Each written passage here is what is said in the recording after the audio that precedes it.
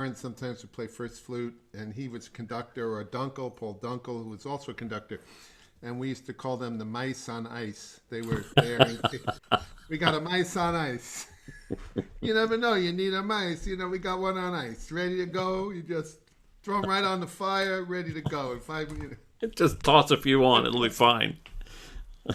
So he was also Charlotte Bergen, like as in Bergen County, very rich. Yes.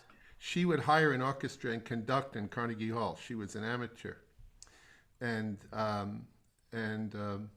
she'd hire a whole orchestra, and we'd play in Carnegie Hall. But she'd have an assistant conductor because she'd start getting tired. She was an elderly woman, and then he'd kind of take over. And one of them was a man named Henry Aaron, Hank Aaron, but not the Hank Aaron. Darn. Whose brother, Arthur Aaron, was the contractor of the American Symphonies, so it was sort of tied to the American Symphony. All in the family. All in the family. Hank Aaron, so I could say I played under Hank Aaron. You can actually say that, yes. And I have Mickey Mantle's autograph, so I've got like Hall of Fame kind of... You are set. Oh, come on. No one's better than me, let's face it. You are set. Oh, come on. Hank Aaron. Stephanie, you never played for Hank Aaron. What famous World Hall of Famers have you played under? I think zero. I know. I also once played the Star Spangled Banner, I think it was, or with George Steinbrenner conducting. Oh my gosh. Former owner of the Yankees. Yeah. Famous. I got a lot of, brushes with greatness. That's what happens. I hope Steinbrenner at least got you a jersey. No, he got nothing. But that's all right. He was kind. We got him through it. All right. So I guess we could. How are people showing up? Yeah, it looks like it, little by little. We're at 22. Okay. I guess I wore everybody out in the first two. I have Anna's. Let me make sure. Let me get stuff up here. All of a sudden, I was having trouble finding Anna's on my computer. That's just my own. The way. Oh, there it is. Yeah, now it's right there. Cool. I'm good. It wasn't Anna's fault. It was just how I was not finding things. So I have Anna's up. I have my own. I had a lot of fun last night with Bruce Saylor's composers. We spent some time, and one of the things I did was played a progression of Russian. I made a recording of myself just running. Felt like I was making my Tanglewood audition.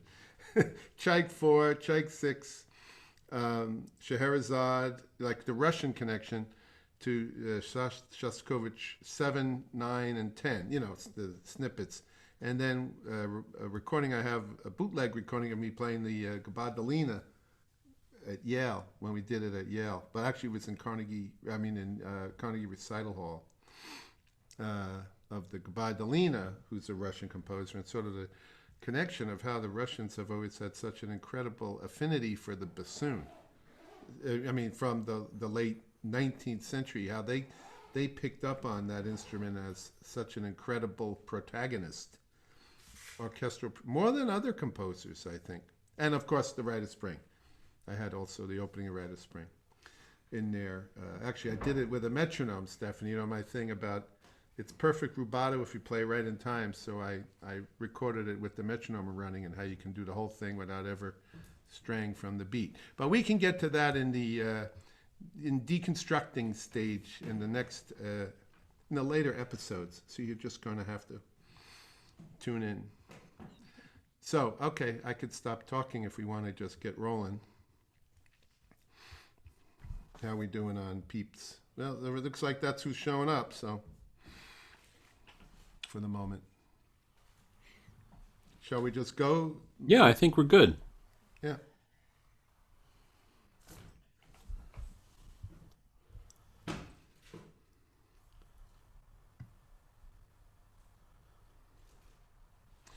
Okay, so I just do it? Welcome back, everybody. Yeah, just do it.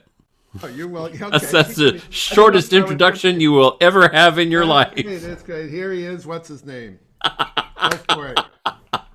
I'll never forget what's his name. I'll never forget that guy with the bassoon. And it was that the oboe. I always get them. I always mix them up. Me too, personally. All right. Well, it is. It's confusing. Which one is which? I don't know. So today, I'm just looking for one thing here. I'll get that up too. The purpose for my classes, when our whole situation arose, was with COVID and distance learning and teaching, was to try to come up with a series of lectures that would. Oh, by the way, are you recording this, Joe? I know they wanted it to be. Yeah, the recording's running. We're good. Oh, okay. Oh, yeah, I see it now up there. Because God forbid you would lose any of my brilliant, whatever ideas. It's also being streamed live. Oh, my God. Gotcha. I better clean up my act then. All right.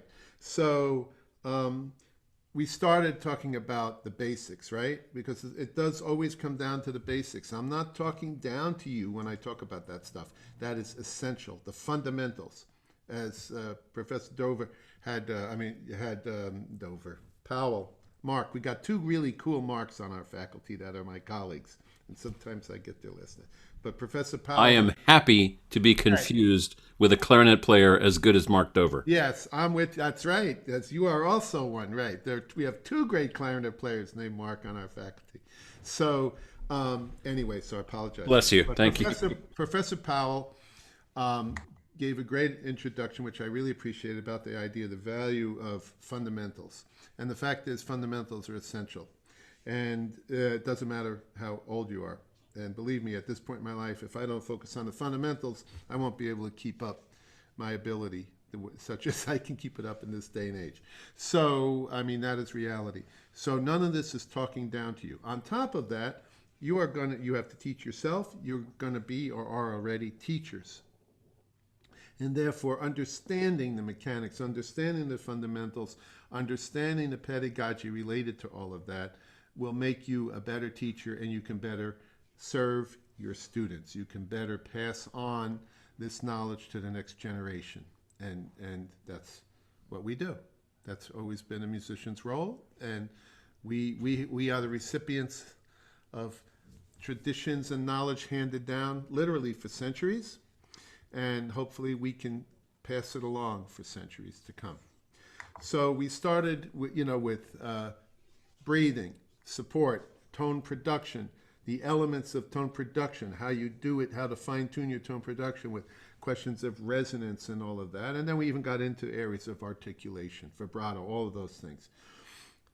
All of that, remember, even though it might sound a little tedious at times, I don't find it tedious. I mean, I'm talking about it all the time, and I really don't get tired of it personally because I find it so interesting, and I'm always learning something from my students about it, or in the course of working with my students, a new way to describe it. Even I came up with a few new things about double tonguing this week. You'll be so excited to know.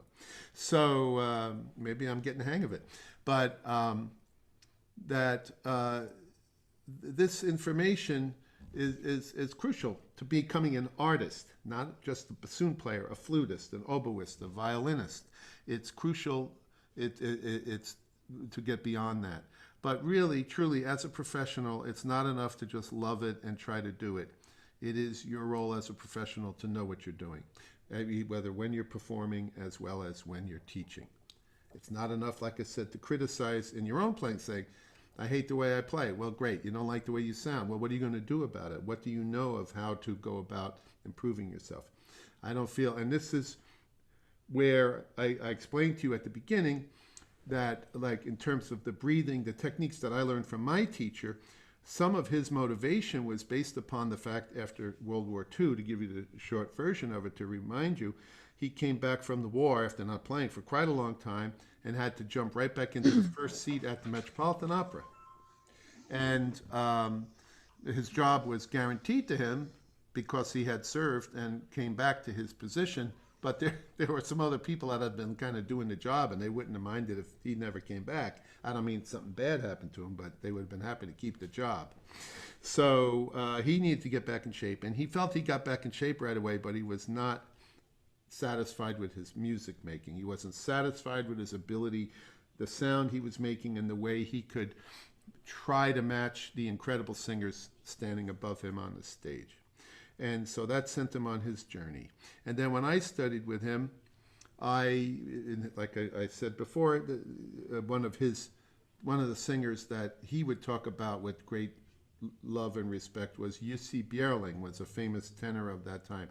And there are great recordings of Björling and Tebaldi, or Björling and Milanov from the 50s, I guess they are, maybe into the early 60s, of great, for instance, Milanov and Björling doing the tomb scene from Aida, the last duet aria, just to die for.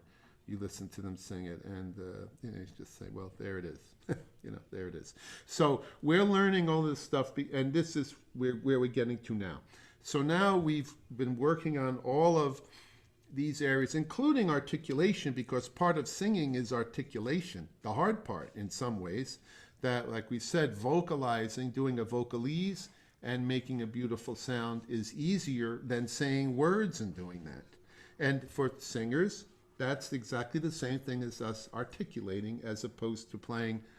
Why do we feel we play prettier in slow passages often?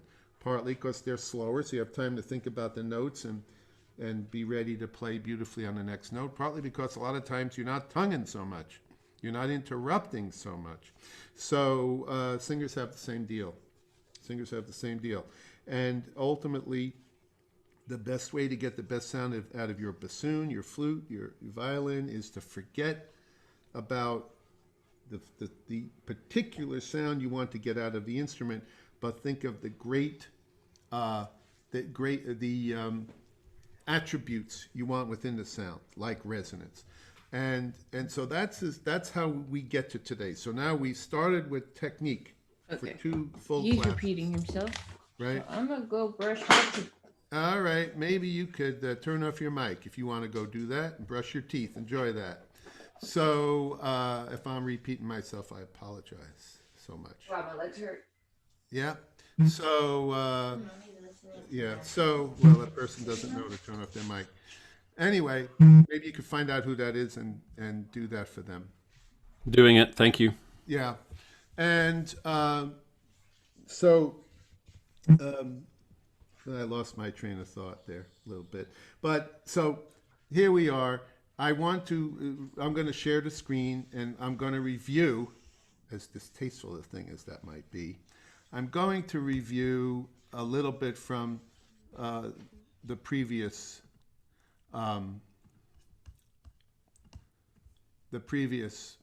we were talking about, and share slideshow from current slide. I've become, yes. All right, enable media. I don't know if we're going to use it, but okay. So,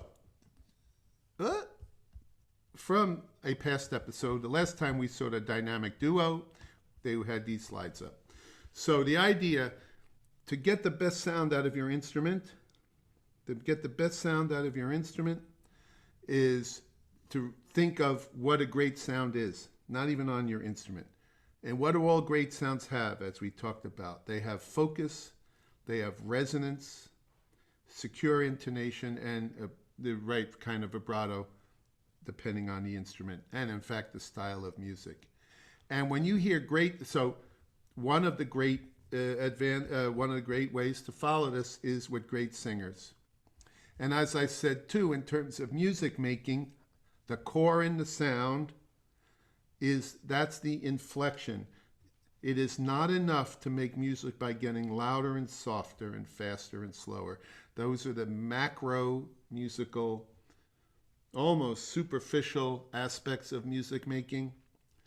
But in fact, when we see markings like crescendo as human being artists, when we see crescendo in a piece of music or feel we are getting more excited, we don't just get louder. We change the intensity in our sound, the texture in our sound, the texture in articulation, the kind of vibrato we're using. There are a myriad of things that a human being, a feeling artist, adds to interpretation. I call that interior music making. It's not just get louder, get softer. It's really about all that goes into it. And if you recall, we talked about the properly voiced sound. And great singers have a properly voiced sound, with the core of the sound basically in the middle of the sound, and not that high sound that I described, or the low flabby sound, or a muffled unfocused sound. So these are the things that we can learn from singers on the tone production side, and then we can also copy them on the in terms of the use of moving from note to note, that inflection like the previous slide with the notes with the little arrows going from one to the other. And to remember that you're using your support, your throat and tongue position, and embouchure. So you're using your embouchure and your throat and tongue position basically to voice the sound, as singers do, in terms of knowing what is the right vowel sound, how they can be open, and you're setting your support in order to facilitate it. I mean, they all go, they go in a circle, but that's a way of describing it. So then we get on to things like intonation, and that's not the point of today. And the vibrato, we won't even get into that today. So I'll stop the share for a moment. So there's a method to this succession of classes. It goes from the things we talked about to this idea of singing through the instrument and helping it to find your idealized sound. In the next two, I call it deconstructing excerpts, where then we take excerpts, especially things, you could do this with brand new music, but especially with music you've played too many times, pieces you play over and over again. How are you going to improve them? You will not improve them by playing them some more. You have to diagnose and deconstruct the aspects of that excerpt, fast or slow, and you have to work on those areas that need the most work, such as getting a good sound, or really playing well in tune, or having strong fingers, if it happens to be a fast excerpt. But the fact is, one must work on these things in a very considered fashion in order to improve, and then you reassemble them into the piece of music you're working on. Otherwise, you won't get there that fast. You just won't. You might. And also remember, in terms of the audition of sports psychology, if you're not first perfecting aspects of that or that piece of music before putting it together, just like an athlete, even the greatest hitters in the world, they go back to playing off the T-ball. Little kids that play off a rubber tee with a ball on it and they hit it. Well, the best home run hitters in the major leagues spend time swinging against a ball, a stationary object on a tee. And you think, what?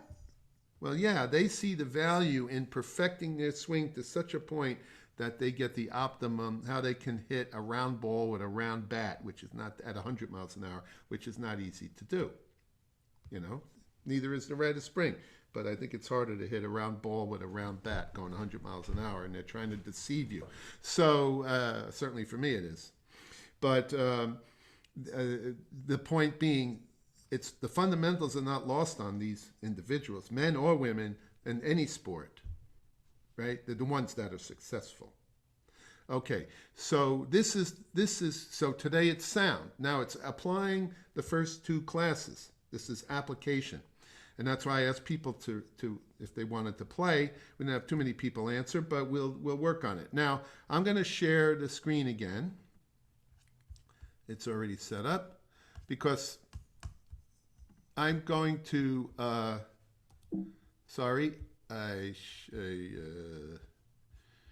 going to unshare the screen for a minute because it's easier for me to do stuff without the screen being shared. And I'm going to dump there. I'm just dumping the. Sorry about that. I just dumped the PowerPoint, so it's not in my way. I get too confused. Now, before we hear Anna play, I'm going to give you a few examples of myself, especially because I saw there weren't too many people to play. So one of the pieces that I mentioned before, well, there are two that come to mind. One is the Strauss Duet Concertino, a very late piece that Richard Strauss wrote for clarinet, bassoon, and string orchestra and harp. And the slow movement of it is most definitely an aria. And when I play this slow movement, I often practice, as getting ready for it, the tenor aria from Rosenkavalier. So here's one of the recordings Mrs. Morelli and I made in our home. I've since learned how to get a better sound, but this is a great sound. I mean, not a great sound, it's adequate. So here's Mrs. Morelli and I playing this little tenor aria.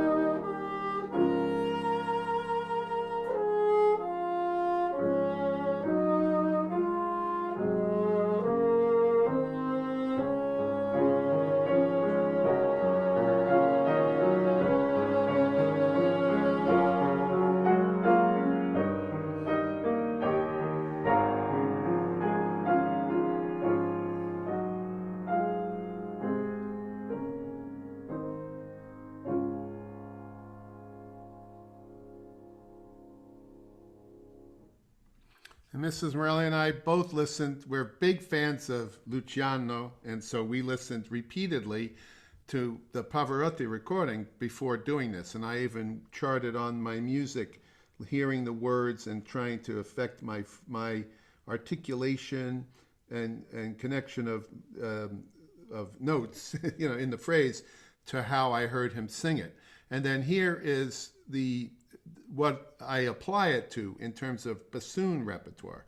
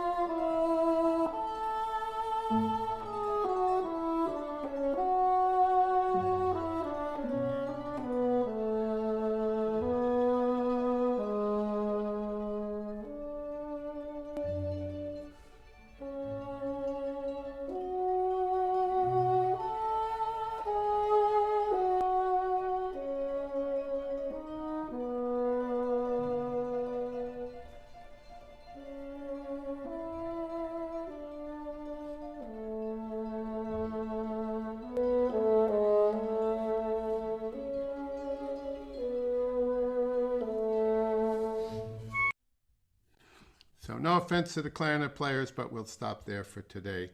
So that was what would have been one note from Professor David Schifrin of Yale University. That was from a Yale concert that he and I were part of. He was kind enough to ask me to join him on the series that he curates up there and we also played it in Carnegie, I think in Zankel Hall, actually, that one.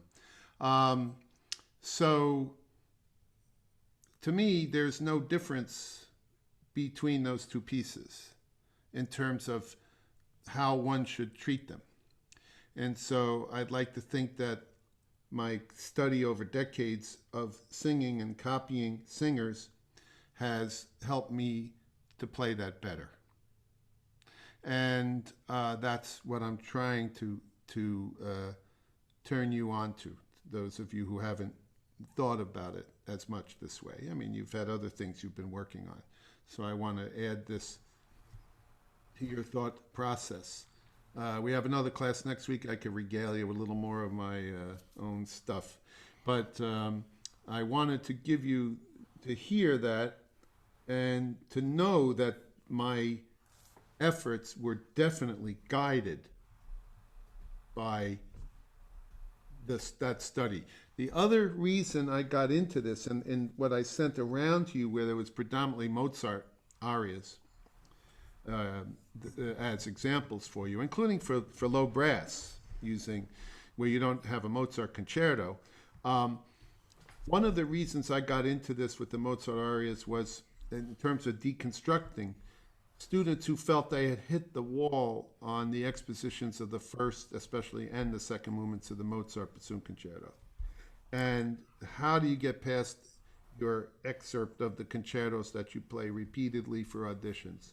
And along with deconstructing and working on sound and articulation, and analysis of phrasing so that you truly understand the piece and not just playing it by the numbers, is your is some like you can get past it by imitating singers and then using it in your approach. So Anna sent us some stuff. Sorry about that. What happened now? I'm always I'm not very proficient. So at this. So Anna, you sent the what should we start with? I'd like to start first with, are these recordings? I didn't look at them yet. Yeah, I would start with O mio babbino caro. Okay, and first there's a recording of you doing that. Okay, so let's start there. Oh, Bambino, well, that would have been, we would have played that last semester on Johnny Skiki, unfortunately. And something named COVID got in the way of that. Extremely beautiful aria and a very silly opera. Similar always reminds me of Così fan tutte, where this most sublime music and the story is so stupid, really, when you get right down to it. But the music is anything but stupid. And certainly, O Bambino Mio Caro, it's Bambino Caro is one of the most beautiful tunes, right? Everyone loves that. So, and why did you choose this? Let me ask you that. I'm very drawn into this melody. It's so beautiful. And I got a chance to perform this, although I played the flute part. I never played the singer's line, but I would always sing that in me, of course, while I play. So this was a great opportunity for me to learn the singer's line. Great. And who did you listen to? And especially, I'm gonna show it now. Should I share? So this is the English translation of the aria. Right. And also, who did you listen to? Yes. I'm gonna share now the on chat. Montserrat Caballé. Caballé, yes. Yeah. Recording. I'm gonna just copy the link and in the chat. So cool. Let me get. I want to get. May I add one quick thing? Oh, please. And it's just because it's O mio babbino, the fact that incredibly long melodic line is underneath lyrics that are shorter than the melodic line, but spin forward. As a clarinet player, I want to make that last as long as possible, and really phenomenal sopranos do the same thing. But I was going to mention this in the Strauss too. You've got these smaller building blocks that you have to connect in order to make this thing fly. And I noticed in the first of the two examples, you actually changed the core of your sound a little bit to make something richer, to back something off to something a little thinner. Are you consciously thinking of lyrics when you do that? If it's an aria that you've chosen?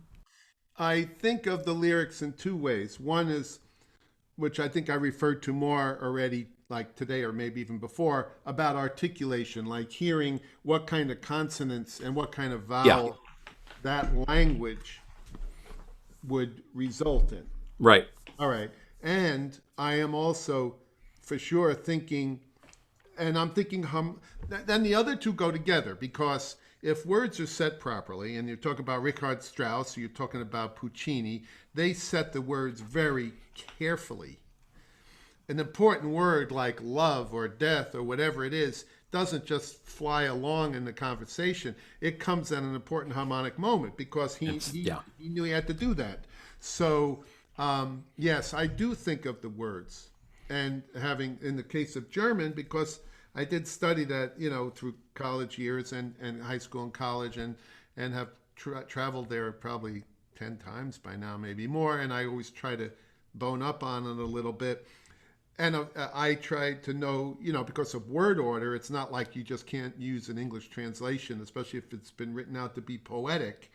It doesn't always, which bothers me, line up with the harmony and motives of the piece. Right. So I am thinking, like, I know this word is love, or this is that, and the composer's probably telling you that too, motivically and harmonically.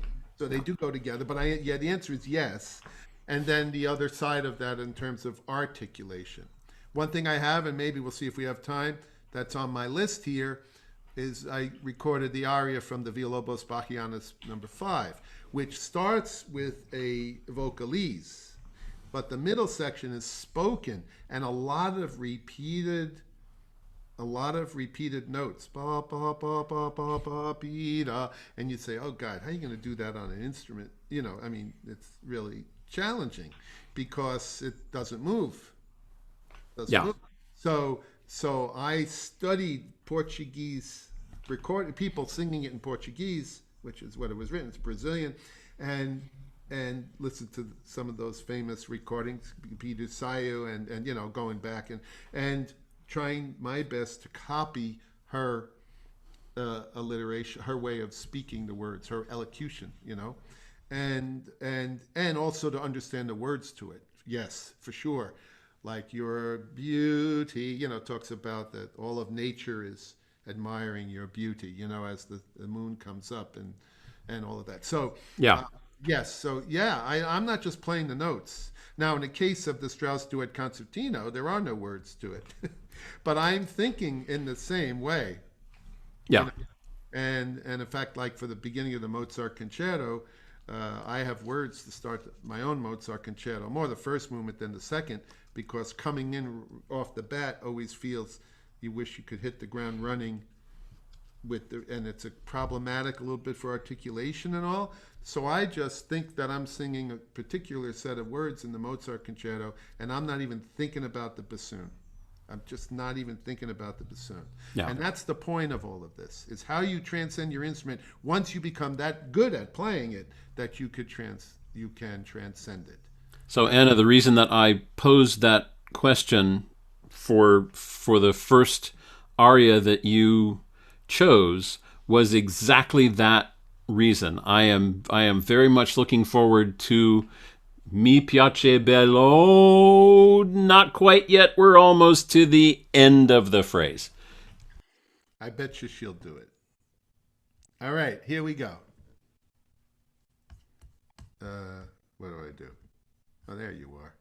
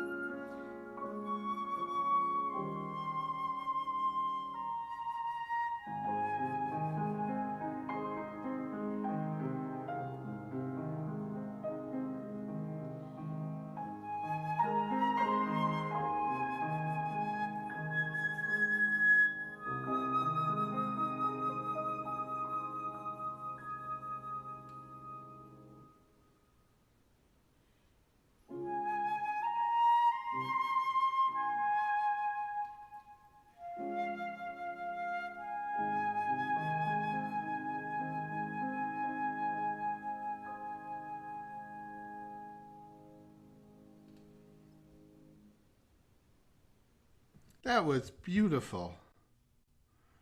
That that was you got it. You got the idea. Well, I would say when you go for the high note, don't go up. Stay mhm. down. Keep your body down. Keep your body down. I mean, it didn't really affect the line, but you don't need to reach for the note. Stay and singers actually almost go down when they go up physically. They're even getting more focused on what they're doing. I love your vibrato. You kept into the vibrato like we've been talking about. To me, that vibrato stayed in the middle of your sound, so it helped. It did not obscure where the line was headed. Now, in some ways, opera singers, they use a little more vibrato than we do. And so, as I said, you could sort of copy it a little bit if you're listening to them and playing along, so to speak. And then we have to translate it after we've kind of felt what it's like to dance in their shoes. We do have to translate a little bit to our own instruments. Let alone say playing in the orchestra, where one can in a solo perhaps use more of that. But then we also, as I've said before, as singers in the section, you go from being a member of the choir, and this can happen literally from one note to the next, and then especially like for horn players and brass players we have here, often their solos are more like Wotan, they're Wagnerian in style. Wind solos, even in orchestra, are more like maybe Schubert songs or lighter opera, and not so much that's not the way wind players play as often. The composers when they're really powering stuff up, they bring in the whole trombone section, that regal sound of trombone and horn, and so they are often more at the like I said, Wotan, the Wagnerian level of production. But then they too have to be able to play like that, on every audition, the Mozart Requiem, that high trombone solo, man, and make it sound pretty. That's not the opposite of Wagnerian. And in fact, when we had the City Opera audition for principal trombone, we got down to two people. It was all behind the screen, so we had no idea who we were listening to. And one player was I think he ended up in the San Francisco Symphony, so I think he did all right. But was a very strong player, and the pit of the City Opera wasn't big, and the orchestra's not that big, and the other player played a little more like chamber music, but with a good sound, and we thought, well, that's going to fit our situation better. They're both great. We can't go wrong, but we're forced to choose between two wonderful options, which is the embarrassment of riches and not fun because you don't want to disappoint a great player. But that's that ability to control. So even I like to blast it. I like to play out. But I also, and I know that about myself, so I try to make sure I culture that other side of me so that I am not a bull in a china shop. And when you also got thinner at certain points, you floated the sound, you were into the support. We were talking about Miss Mendenhall and Paula Robeson, and I heard that lineage in you, right? And that's a good thing, right? Yeah, I just want to say, I was so happy when you mentioned opera singing and just the whole your idea of singing through your instrument, because that's been something when I was in a high school, first freshman year of college. I auditioned. So one lady, Valentina Tashkova, she heard me sing, and I was like, let me try opera singing. I really loved it. I love opera so much, and playing with singers, it's kind of my favorite. Yeah. And I started studying singing with her, and it became so intense. I would have 5-6 times per week. She would just give me extra lessons, and you know how it's there, back in Europe, we just stay, and professors live at the school, and we just work like crazy. So she would, and especially when you're just a beginner in singing, you need professor, you need a coach to be with you and train you, really, so you don't hurt yourself. Mm-hmm. So I would spend hours and hours, and it really got in the way of my flute playing. But I'll never forget the feeling when I would take my flute after 2 hours of rehearsals with singing and opera rehearsals and everything. I was like, oh my God, this feels so easy. It is so easy to play now. So that actually influenced and changed my playing completely and changed my way. So now when I'm teaching little ones from like beginners, 10-year-old, 14-year-old, I'm just drawing that at them. And I'm always telling them, sing through your instrument. Like, don't play like this. And it's not all about technique and getting that perfect, but open up. And if you say, maybe I'm like too much opening up, maybe I am when I'm thinking of high notes, I'm thinking of that, like, but maybe I should be more grounded. It just like throws me to the height. Oh, yeah. I would say along those lines, I am sometimes somewhat tactical with that on the bassoon, because as you get into the high register, and it's probably true with the flute too, there's only so far you can push. So, and I've said this in our WIN class, our rep class, that you can also be aware of the register. And if you know a note is going to be more brilliant by nature, then even if it says crescendo, again, it's just not saying that he or she, the composer, is not just saying get louder. They're saying this is becoming stronger.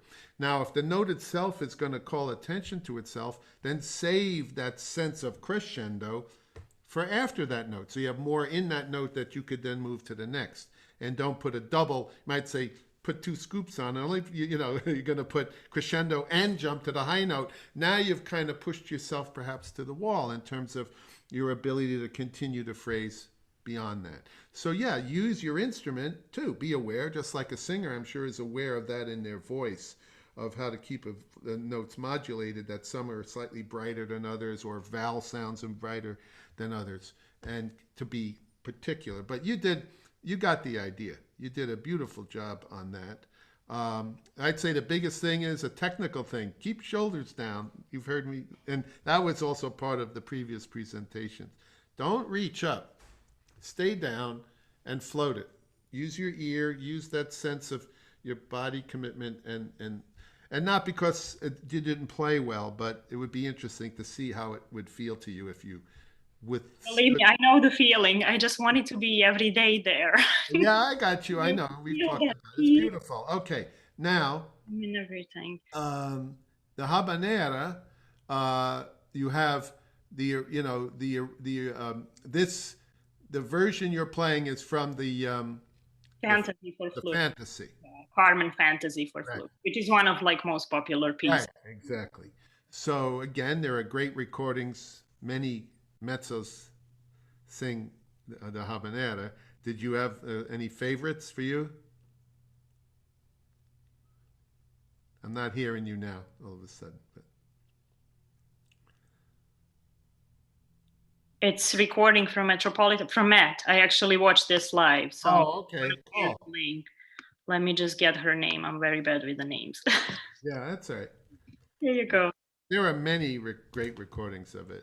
But this one is from Metropolitan Opera from the production ISO. So Elina Garanza. Uh-huh. Yeah. Yeah.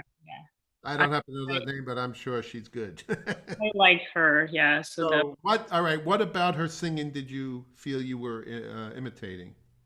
But it's a lot of acting and a lot of talking here. So like all those gestures and like how, that space in between the notes and just the Good. way of articulating, like speaking and mimicking that. So that's what I was trying to Cool.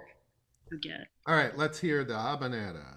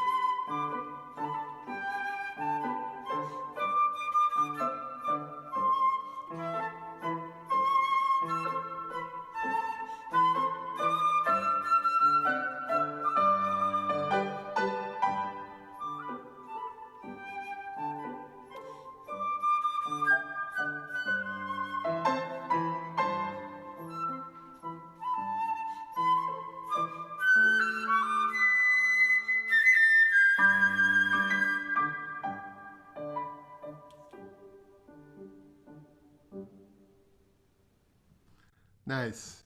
I would say in this beautiful playing again, I would say again in terms of, I mean, some of it is is just gesture, and that's fine. But make sure that like that in that gestures that you're not losing the physical connection, that really none of those notes are really separated. You know, and there are a few times where I think you could have improved it slightly. I mean, we're down to like you're recording it, and so I'm up in the booth and I'd say, all right, try it again, but be careful to do this or that. Not like, what's wrong with this? No, just how to make it better, which is what we're all about, right? Always how to make it more beautiful. Poor us. What a terrible thing to have to do. How to make it more beautiful. So so I'd say you should work on that aspect of it. Like that, they even more connected. Some of that is also acoustical and the recording, you know, and all that. So, but not to make excuses, because we go, and I know you always are ready to go for the next thing and make it better. So we don't need to make excuses. And how to practice that? All legato, with no breaks, no tonguing. You know, meaning the spots where you're not singing all the way through, but you are breaking because of the nature of the fantasy aspect of it being a flute piece now, arranged for flute. So that's what I would practice. And then as I add the articulation, keep that ring in the sound as much as possible, which means keep your support, figure out how to tongue very lightly and unobtrusively so that without going to a vowel position, so to speak, that kills off the resonance in your sound. You never killed off the resonance in your sound, but that's what we're trying to avoid. You know, not Thank you saying so much. This means a lot. Wow. Yeah. right. So so practice. We can do this in class too if you want. You know, in our rep class, that the idea of just singing through the line, legato, then even just like the basic stuff I showed then just lightly articulate them, but still don't break them. And then start putting the space as indicated as your artistic preference tells you what the music asks for. That's about all you can do to that because you played so beautifully. So thank you for bringing those in. And I know Emily sent us, I'm going to move on because the time is flying. So I believe Emily sent me some stuff. Emily, did you send me? I don't see it. Oh, wait. Emily, yes. For October 14th. I lied. Can't trust me. So, cool. So you sent us Sarastro, singing it, and then yourself playing it. Is that what's here? Yeah, and then I also included a part of a solo that I'm working on that I think includes that. Cool. All right, so let's listen to a little of, this is from Magic Flute. And I usually like to work more on tenor arias, but this is the bass. Way down there. So let's see how this sounds.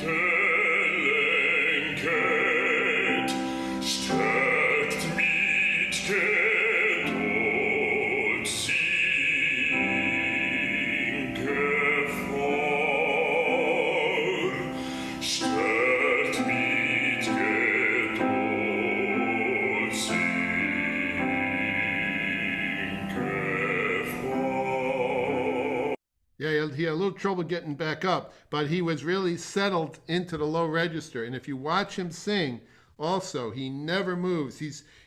For the thing about the low register, this goes for the brass players, just like we were talking about the lower back.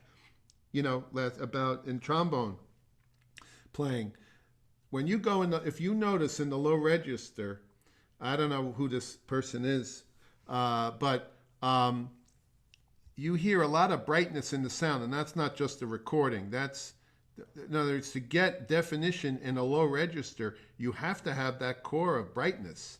That's why I work often on the tenor, using tenor for my students, because that's the core of the bassoon sound, and much of what we do is below that, our octave-wise, some above it actually, but some of it below it.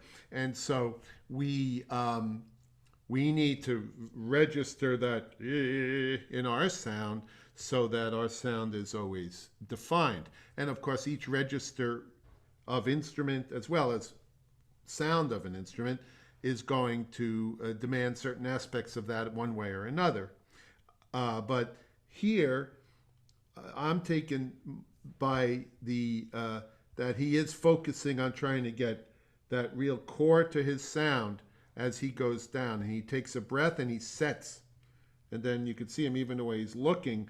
It's not just theatrical. He's, I think, mentally, physically, kind of aiming his sound together at a distance.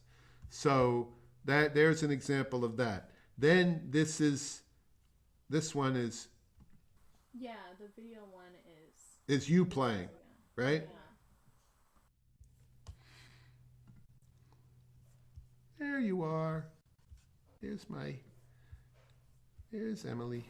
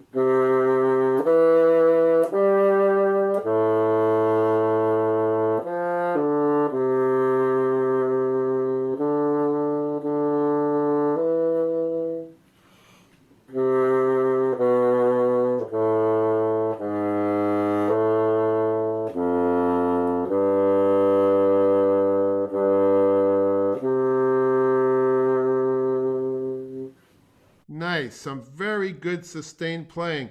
And in the articulation, you can support through even a little more so you'll stay open. And when you breathe, you did a good job of it, but you remember singers are very adept at setting up their breath and taking the time before that next entrance. So you're allowed to finish your sound very carefully and then go on to the next phrase. But this, I got to tell you, Emily, that's some of the prettiest playing I've heard you do some really good playing, but that's some of the prettiest playing I've heard you do.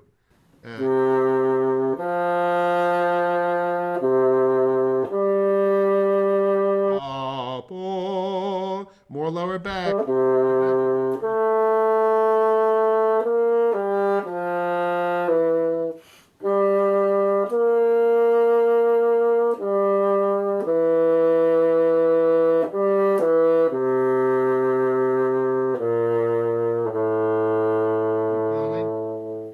Good, that was pretty good. That idea, if you remember that I gave you that picture of the diminuendo, and the idea is whether you're getting on with diminuendoing or getting off a note or doing both. Your support must continue to intensify as you come to the end of the note. That allows you to stay open and resonate into the rest. And just like string players come off the instrument and keep doing this, they don't end up by going, yeah. That's not how you end a note on a violin, at least not the right way. Maybe that's how I would do it if I tried it. But the point is it's, yeah, right? And into space. The inflection of that note sends it off into space. But that's really good, Emily. And then you were applying it to one of the studies I think we were working on, right? This guy over here. Okay, let's see what we got. Oh, sorry, I'm impatient. Stop. my finger. I can't keep my finger from hitting the key more than once. Mrs. Morelli always says, just stop hitting the key and let the... That's me. I never learn. One thing after all these years, never learn. I never learn. I'm willing to admit it. All right. Let's hear Diva again. Because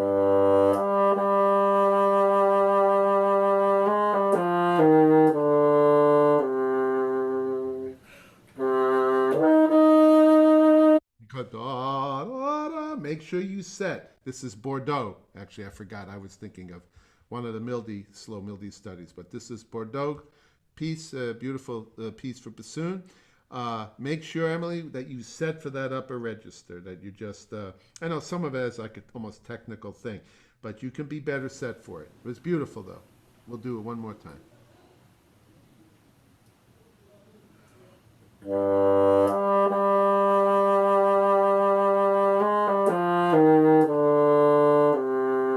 And there, too, be careful about your choice of vibrato.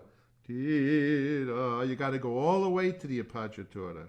I felt like you stopped one note early. People, wind players do that a lot. Not just you, I mean pros.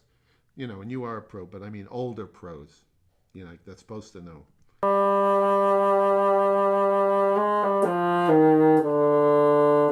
That note should have vibrated.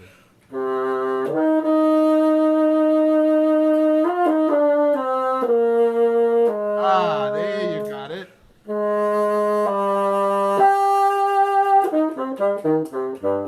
Nice articulation.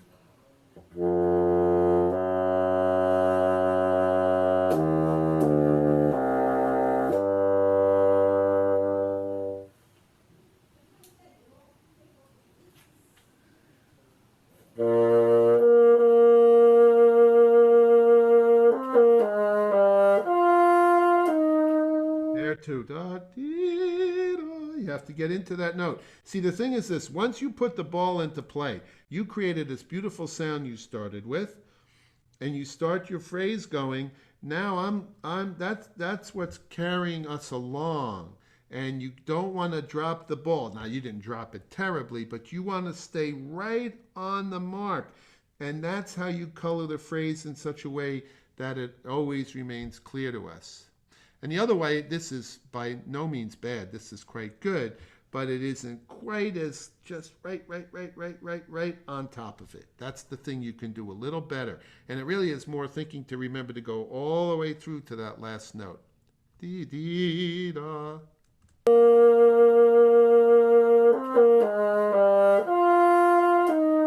Almost.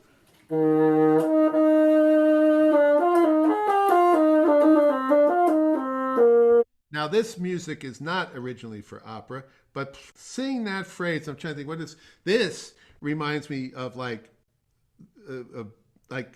either Bellini or Donizetti, like some singing out of Puritani or Lucia.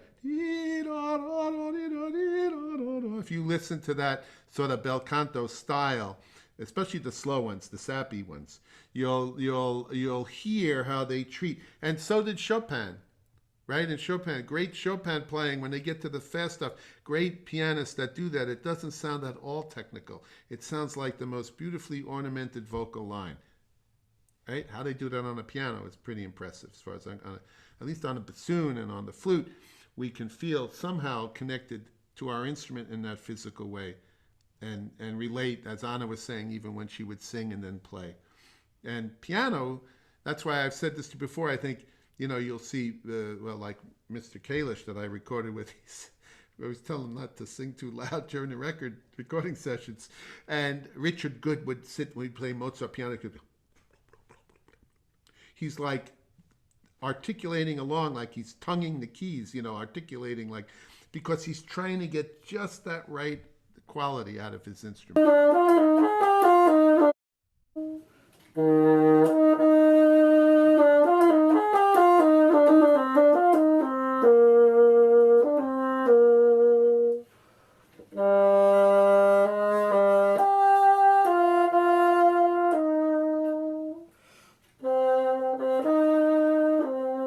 Very operatic.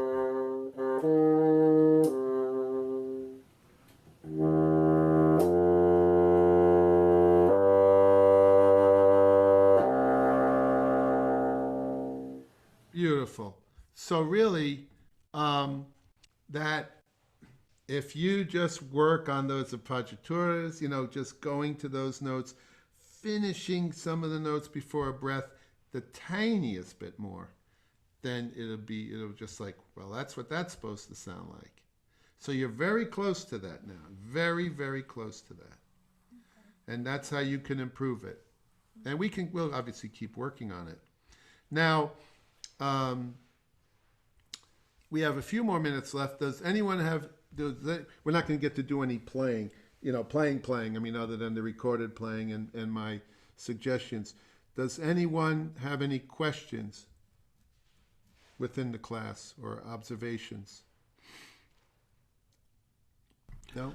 Just one quick one, and that was Emily, with the time lapsed from February to now, your bassoon sound, the core of the sound, is extraordinarily beautifully put together. You sound like a different player. So just keep doing what you're doing. That was a genuine pleasure to hear. Absolutely. Well, I'm lucky to have devoted. I was going to say, who do you study with? I don't know. I farm them out. But one thing I could say, I've been teaching since like 1979. I have never sent a sub to teach any lesson of mine in my entire career. If you're foolish enough to want to study with me, then by gum, you're going to suffer for it. You're going to get so that's just the way it goes. Yeah, we're working very hard over the summer because I invited my students to check in. Jonathan was a regular visitor, Emily too, and I'm very proud of them, the work they've put in. And now, of course, Sequoia has joined the family and is doing great work already. So I'm fortunate to have three really, really wonderful students. It's a pleasure to work with them. Well, Now, and we are fortunate that you are here. yeah, well, thank you. But, Excuse me, more than three. More than three. You're a great flute teacher. Oh, yeah, flute teacher as well. Oh, great! When I go for contract negotiation, Anna, I'm going to bring you in. I'm going to see if I can get a little extra money out of them. No, not really. I'm happy if I can help you. I always say to you that all these other instruments, I don't. I can speak to my students; they're mine. But you all have wonderful teachers, and I don't claim to be able to play the flute, or any of the. In fact, that's one reason I never became a doubler, was because flute, I just could never get the hang of it. I didn't try hard enough, but I didn't get the hang of it. That convinced me that wasn't the direction I was going. But there are so many commonalities, and to hear from our brass friends that, oh yeah, I was able to apply that to my playing. And I learned that from my teacher. I heard him working with brass players a lot, and he also wasn't going to pick up the horn and start playing it. Although he would do that, say, if someone on like the oboe would say they couldn't play a high note really softly, he'd say, here, let me have your oboe. And he'd say, what's the fingering? And then he'd do it, But he was a hot dog. I don't think I would try that on the oboe personally, but he was quite the hot dog that way. Now, we made good use of this. There are other people that are interested in doing something like this for next week. I would hope so. I included some of the bass arias, like for the idea of the trombones. The horn can go in any register you want, really. The tenor register like us or a little lower is fine. Trumpet is obviously a higher instrument, but there's plenty to do. Beautiful Handel arias if you're working on a Haydn concerto or something like that. So, but that it's up to you if you want to share or not. So we're going to do this class again next week on Monday. Next week, Monday is a Monday. Who knew? So we will meet up at the regular time. And I am hoping a few of you, we only need a few, but would add something to this. And I'm happy to work with my own students and with Anna, who I see also regularly in the rep class, and I'm happy she shared these things with us today. So that you know, that's the whole point of it. I don't think it's too difficult to to get the what it is we're talking about, why it's a good idea, and when here I'll send you out the door with a little tune that goes something like this. Let me find what the heck I'm doing. Well, we don't have time to wait for me to find out what I'm doing. That's not realistic. But I'll show you. I have something else here that I put in. And this is something short. Here's something on the record I had played when I did the Q class this summer. The chansons from this. This is an aria from Romeo and Juliet.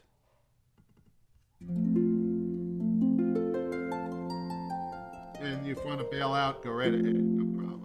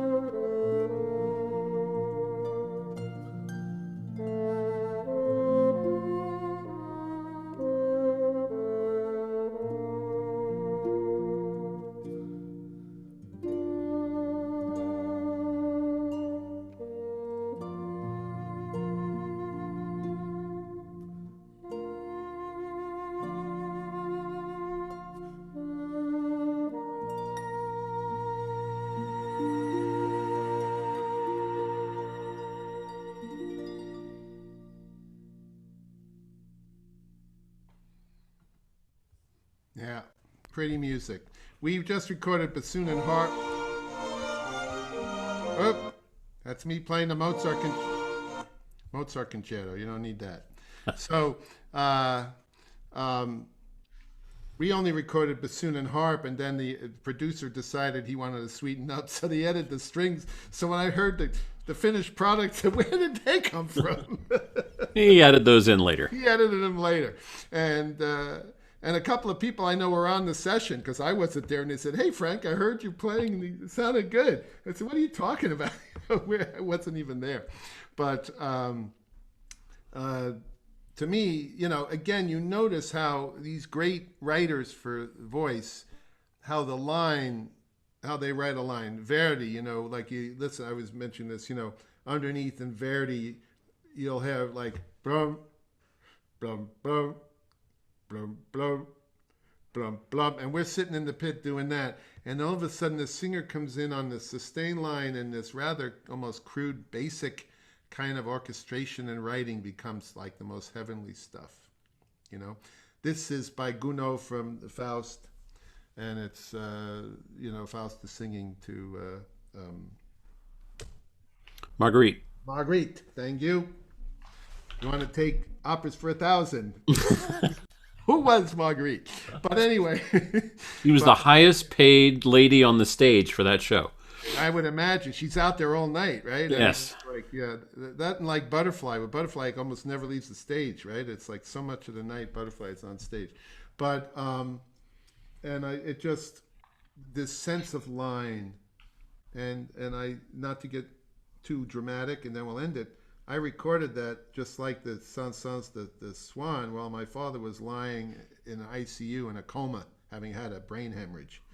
And so I was like completely freaked out and had not had a lot of sleep for a few nights. And my mom said, you might as well go do it, Dad. You can't help him right now, and you might as well go play. And I did. And it was therapeutic. And it was probably, I was going to say, the best possible therapy for you at that moment. Yeah, so I imagine there's a lot of that of him in it, my feelings for him. Absolutely. But I've tried to play that way my whole life, and I hopefully apply it tastefully to the kind of music I'm playing at the moment. But and also, the great players that I know play that way. They're always singing through their instrument, whether it's the most modern piece of music and disjunct piece of music, earlier music. Obviously, there are styles of music, and like we have Professor Dr. Corwin with us here, who is expert on both the modern and the early instruments, and she plays with different styles and different some tone concepts are the same, other things one does differently because the music requires different approaches, and that's totally correct and really interesting and fun to hear, and interesting for her to have that challenge in her life of the varied levels of having to play in different ways in different worlds almost, but always beautifully and tastefully as she does. And so sure, you can't always be doing that, but you want to have that ability, that core in your sound. So that's been the reason for this. And people can take from it what they like, but it is. Oh, thank you, Anna. But it has kind of helped me in my career. Let me put it that way. So that's up to you what you want to do with it. So next week we'll continue with one more class on this. Next week we'll also have a cellist joining us next week. So thank you very much, Lily. Looking forward to hearing you next time round. Great. I was hoping some string players would play. I mean, I'm happy. Again, obviously, I don't know about string technique, but I'll tell you, it's not about that. It's about singing through your instrument, right? And you bring what you know about your instrument to that, and I admire and respect that, and look forward to hearing it. What are you going to do for us? What's the thought? Do you have an idea yet? I've been sort of working on wrapping up Kol Nidre, the Brook. Right. So bring some of that. Well, but then what? Listen to, you're doing the Kol Nidre, then listen to Ravel's song called Kaddish. Okay. Kaddish.